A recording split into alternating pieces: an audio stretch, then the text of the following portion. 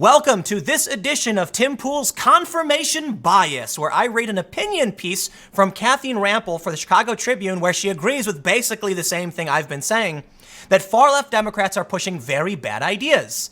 Parentheses, and moderates get attacked if they say so. I'll give you the gist, okay? Catherine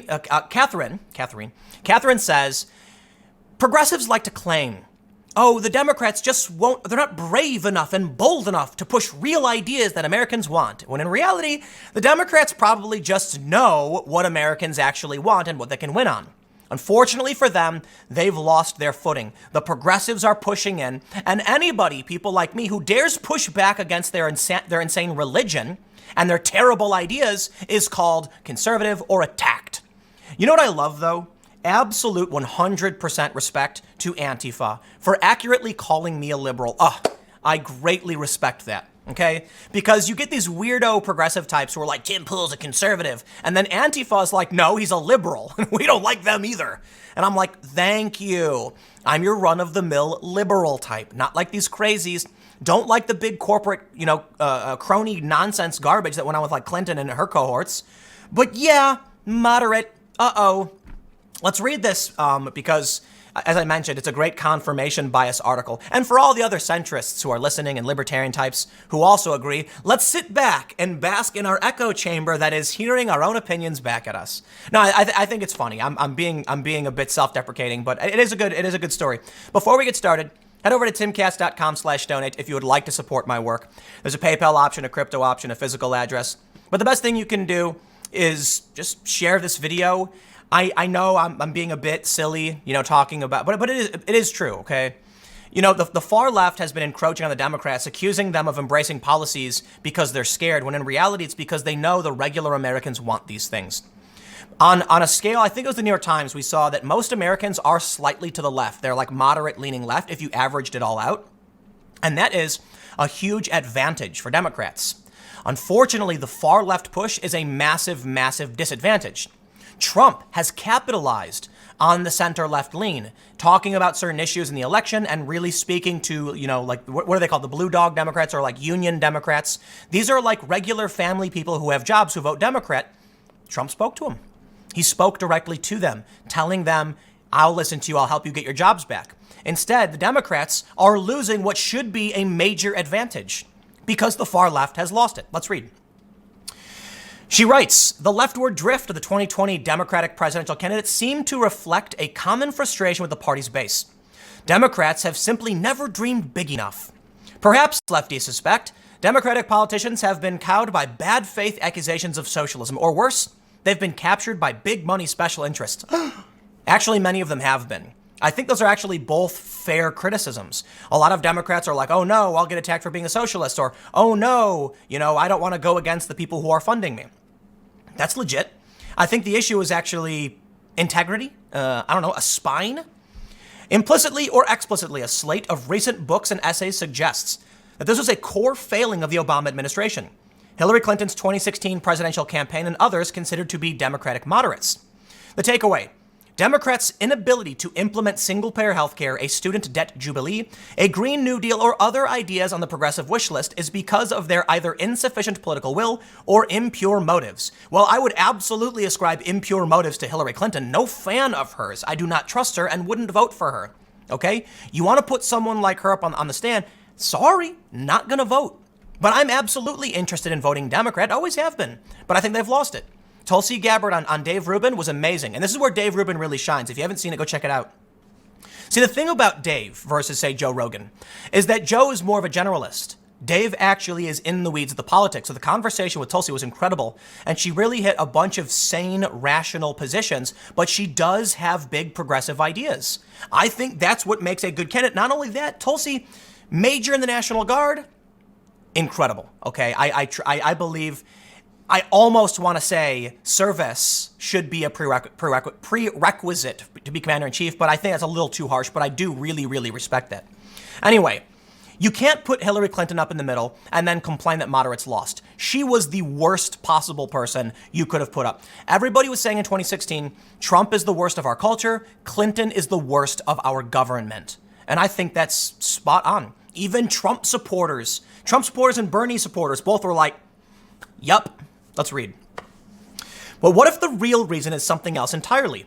What if it's that Democrats have used research and evidence to inform their ideas, just as policymakers are supposed to do?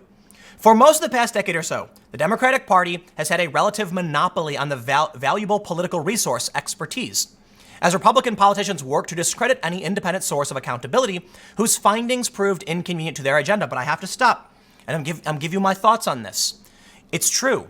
The left in the 90s and the 2000s were embracing scientific facts and research in academia well. They were using it. And you had, counter arguments from the right. Something happened, though. Crazy people with crazy ideological ideas are in these universities too, and started spreading these ideas to the point where it infected the Democratic Party, who once actually championed science, now claim that biological sex is mutable and doesn't exist and other weird things. And I'm not joking, they do. I'm talking about the left, right? 2 years ago in a debate with Jordan Peterson, we saw a guy in Canada, a Toronto professor, say biological sex isn't real. I'm not talking about gender, I'm talking about sex, okay? They used to. And so policy-wise, the moderate Democrats are still kind of there, talking about key issues that Americans will support. But the far left has been infecting them. She writes, if the Congressional Budget Office said Obamacare repeal plans would leave more people uninsured, the CBO must be lying or wrong. If independent forecasters had tax cuts wouldn't pay for themselves, they must be biased or stupid. If scientists predicted that GOP policies would worsen climate change, those scientists must somehow be trying to make a quick buck. Trust us, Republican officials said. We know better than the experts. By contrast, Democratic leadership, especially under Obama, was pretty good about trying to achieve progressive goals in efficient, evidence-based ways. I actually agree, as much as I really don't like a lot of the stuff he did in terms of foreign policy and war. I think he was one of the worst presidents we've had in that capacity. But I do think he was a great president in terms of being a celebrity, for what that's worth. They say, rather than fiats, Democrats relied whenever possible on market-based mechanisms and tweaked incentives. Exhibit A, the Affordable Care Act, which despite being branded as socialism, was built on market-based mechanisms.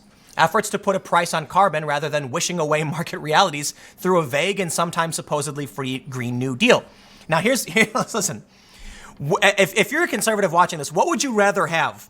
Right? A moderate Obama type saying, let's think about, market values based on carbon, or the Green New Deal. Let's go full socialist, free, guaranteed jobs, free housing, free healthcare, free college, open borders. Whoa. Perhaps what we're seeing is a long play big ask. Maybe they learned from Trump. The big ask is basically, if you're going to try and push something, you want to ask for twice or more of what you really want. So in Trump's instance, right, he said, I'm going to build a big, beautiful 30-foot concrete wall from sea to shining sea. And the left was like, no way, that's never going to happen. And then Trump settled with, fine, we'll do bollard fencing. And he's getting it. They're replacing fencing, they're putting up, he found money, he's making it work. That's the big ask. Now that Trump's getting, not a 30-foot concrete wall, the left is kind of like, well, Trump couldn't even get the wall done. But Trump actually got what he wanted, border security. The big ask would be, ask for something huge, that way when you walk it back, it sounds more reasonable. Take Obama, inject some far-left psychosis and insanity, and then Obama sounds reasonable, doesn't he? But at least when you had Obama, you knew where your argument and your compromise was. I'm not saying it's on purpose. I don't think it is. I think what we're seeing from the left is a backlash from the inability to get what they want. And so, look, it's been a long time coming for whatever reason. Let's read on. We'll skip over the exhibits. I get it. The more progressive wing of the Democratic Party watched all of this in frustration and lashed out at Democrats. Reliance on market-based mechanisms was craven neoliberalism. Clinton's fiscally responsible commitment to paying for her policies was a sign of political cowardice. I'm not going to give Clinton a fair pass on this one. She's a crony. Down with technocratic fixes to market failures, up with revolution. Exactly. The climate strike, for instance, they want justice, reparations, and they said explicitly no market solutions. Okay, sorry, that doesn't make sense. So here we are. A significant contingent of the 2020 candidates is promoting bigger and bolder ideas, yes, but also worse ones. Ones that actual experts clearly played little to no role in crafting because we know what experts have to say about them. Applause? There we go. The Democrats have been increasingly embracing insanity. There's no argument, okay? The moderate position, arguing with the Republicans, are both sane. Here's what I've always seen when it comes to the Democrats and Republicans. Obama says universal health care. Then you see Republicans say, no, we need more private free market solutions to drop prices. And I can understand both arguments. I really can. That's where the debate comes in.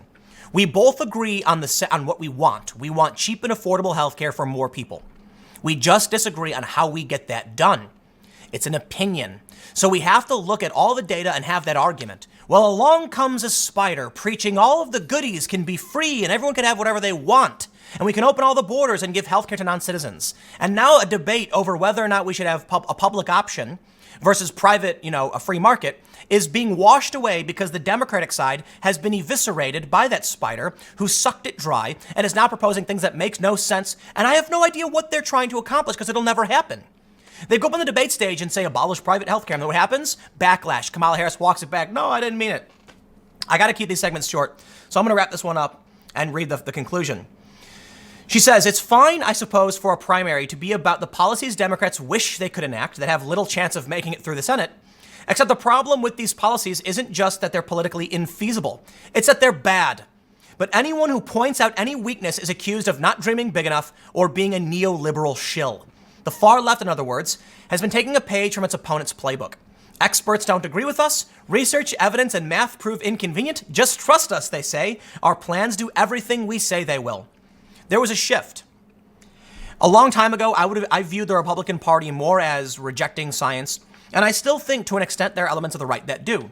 But I see the moderate base, those in the middle who have moved to Trump, are being more rational and are embracing expertise on purpose. It's a weakness that's being exploited in the Democrats, and the progressives are trying to play this game. It's not going to work. So there you go.